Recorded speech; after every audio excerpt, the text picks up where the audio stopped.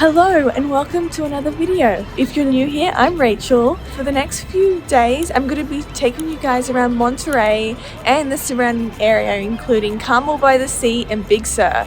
So let's go.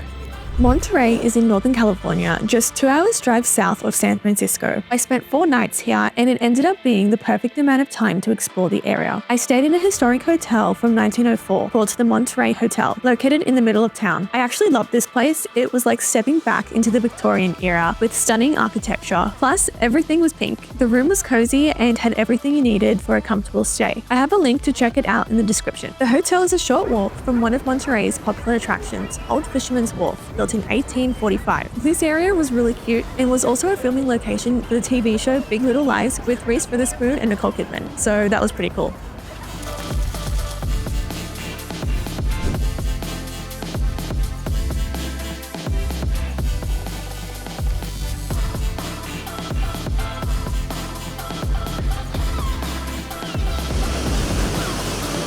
So I am at Carmel Beach in Carmel-by-the-Sea. So pretty. I'm here for sunset because everyone said this was the best place for sunset, and I think I understand why.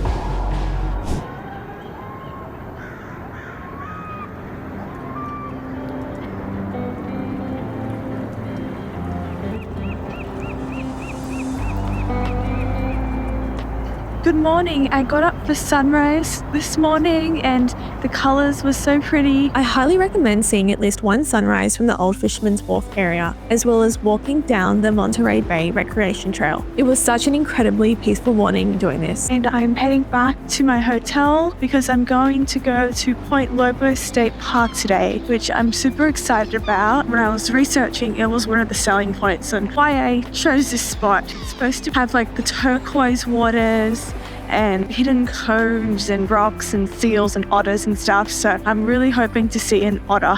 Point Lobos State Natural Reserve is an absolute gem. It's a 15-minute drive from Monterey, or about 8 minutes from Carmel-by-the-Sea. So I've made it to Point Lobos State Reserve. It's almost 9:30. There's already a lineup of like over 10 cars to get in. So if you want to come here, it opens at 8, get here on opening, or just Uber here. There is a girl on Lyft called Raquel. It's one of the few people that works a lot here, and she's amazing. She's so friendly, and she dropped me off, and she said she's going to hopefully try and pick me up as well. She was really sweet. You can choose to hike certain sections, or you could do the entire coastal loop to see everything. I decided to do the loop counterclockwise, starting from the Carmelo Meadow Trail.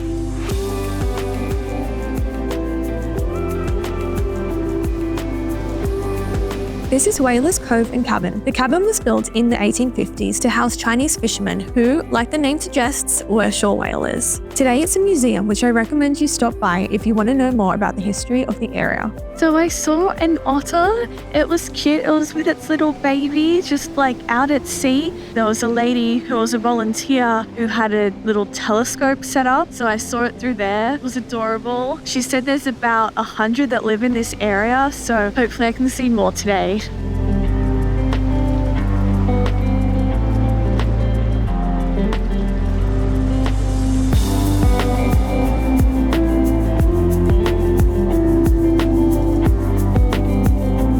So I just walked up this big hill and I'm at Whalers Knoll Lookout.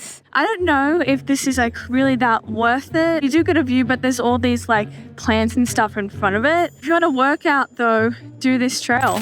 Okay, so I spoke too soon. Now there's a view. I just walked further down.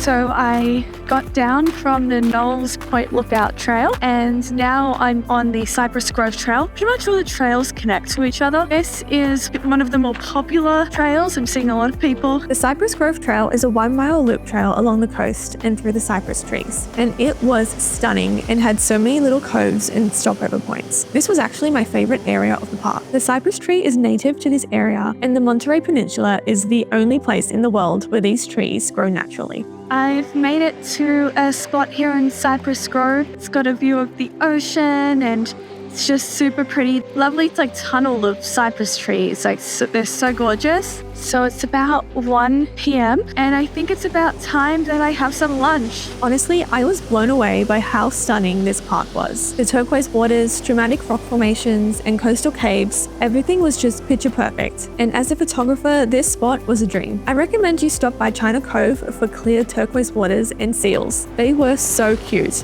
There was even a baby and it was adorable. I am back at the road waiting for my Uber. Really, really beautiful park. I loved it. The walks were really good and safe, well upkept, and I'm gonna head back to Monterey now and watch the sunset somewhere. So I've made it out to Lobos Point Park because everyone has recommended this place and it is really pretty. I think the clouds are coming in. It's getting ready for a cloudy day tomorrow.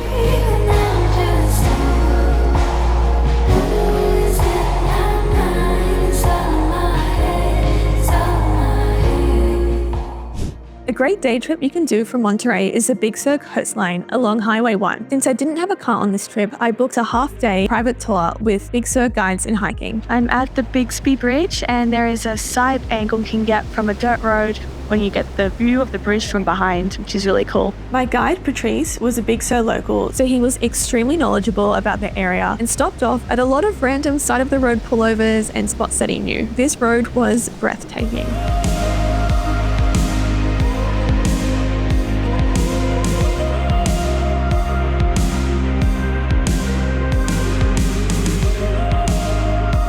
The next stop was McWay Falls, another popular one. It's a short walk through a tunnel that leads you to a viewpoint of an 80-foot tall waterfall running right into the Pacific Ocean.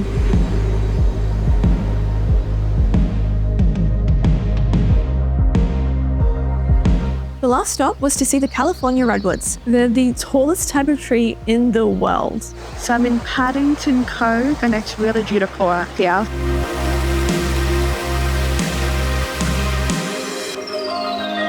I was also introduced to some of the local forest residents.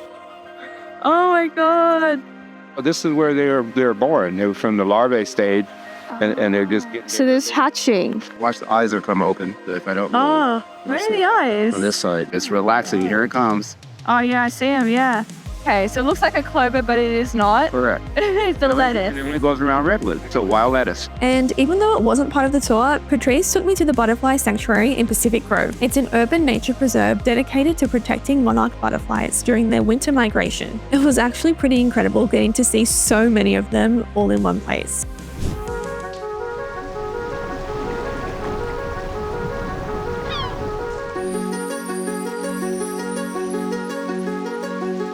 So I just spent the day at the Monterey Bay Aquarium. I thought what better thing to do on a rainy day than go to an aquarium that's indoors. But unfortunately, everyone had the same idea. Tickets were sold out. It was packed. I think there was just too many people to be able to fully enjoy it, which was really unfortunate. But I'm glad I got to see the exhibitions. You just have to kind of fight a little bit more for a spot to be able to see them. I do recommend the aquarium, just not on a packed out day. My favorite parts were the jellyfish, which were just mesmerizing to watch. I mean, look at how much they glow.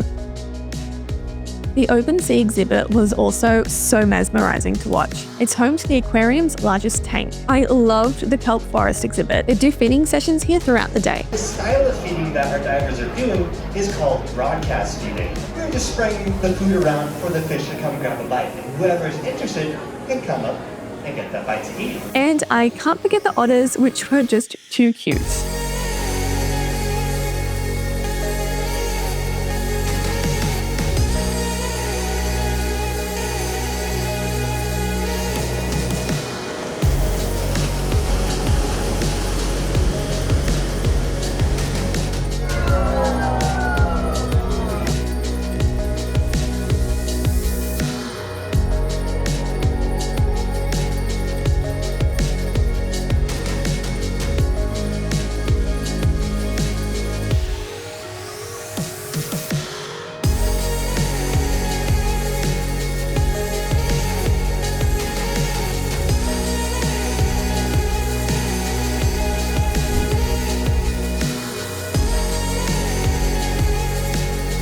all my foodies out there, a must-try food in Monterey is the Monterey-style clam chowder, which you can get from Old Fisherman's Grotto, located on Old Fisherman's Wharf. It's served in a bread bowl, and it was delicious, but it was a lot for one person, so definitely get one to share.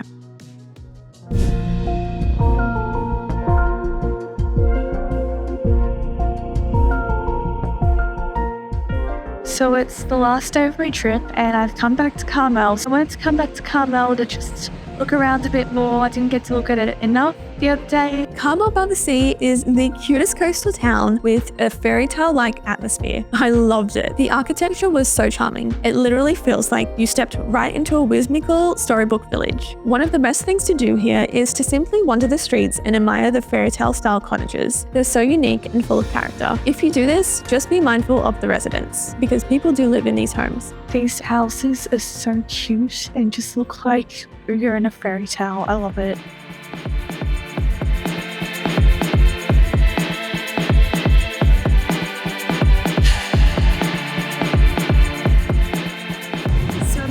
Carmel Bay, very different in the middle of the day than it is at sunset, but still extremely beautiful. The sand is white. The sand color comes from granite that was broken down over the years by the sea. I think the white sand's probably my favorite part of this beach. It's a gorgeous beach, very clean as well. Overall, I absolutely fell in love with this peninsula. It is such a beautiful spot with the perfect mix of small town charm and breathtaking nature. Traveling solo here was actually pretty easy. It felt safe, peaceful, and super easy to get around with a combination of Ubers and bus options. So that's it for my trip. I hope you enjoyed this video. Please give it a like and thumbs up and subscribe, and take a look at some of my other travel videos. See you again in the next one.